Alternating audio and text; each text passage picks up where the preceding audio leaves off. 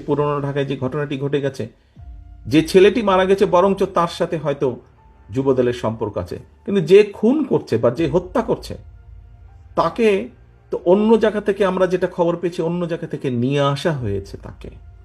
তাকে ধরা হচ্ছে না, ধরা হলো অন্যদেরকে অ্যারেস্ট করা হলো, তাকে ধরা হচ্ছে না, কি তাকে আসামিও পর্যন্ত বোধহয় করা হয়নি এখন পর্যন্ত। কেন হয়নি, কেন ধরা হচ্ছে না? আমাদের পক্ষ থেকে তো একবারও বলা হয়নি যে তমুককে ধরা যাবে না, অমুককে ধরা যাবে, একবারও তো এই কথাটি বলা হয়নি।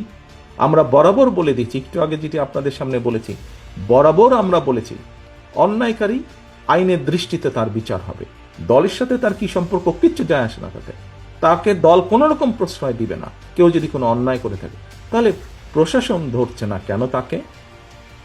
আমাদের এখানে রিজভী আহমেদ সাহেব পরিষ্কার বলেছেন, দলীয় অবস্থান থেকে আমাদের যা যা করা প্রয়োজন আমরা প্রত্যেকটি যেটি যেটি জেনেছি, তদন্তের পরে যাদের যাদের সম্পর্কে প্রমাণিত হয়েছে অভিযোগ, আমরা আমাদের দলীয় অবস্থান থেকে তাদের বিরুদ্ধে ব্যবস্থা গ্রহণ করেছি। আইন শৃঙ্খলা বাহিনী কেন তাহলে বসে আছে? আইন শৃঙ্খলা বাহিনীকে চালায় কে? বিএনপি তো চালায় না, চালাচ্ছে তো সরকার। তাহলে সরকার কেন ব্যবস্থা নিচ্ছে না তাদের বিরুদ্ধে? সেটি দলেরই হোক বা সেটি অন্য কোনো লোকই হোক, কেন ব্যবস্থা নিচ্ছে না?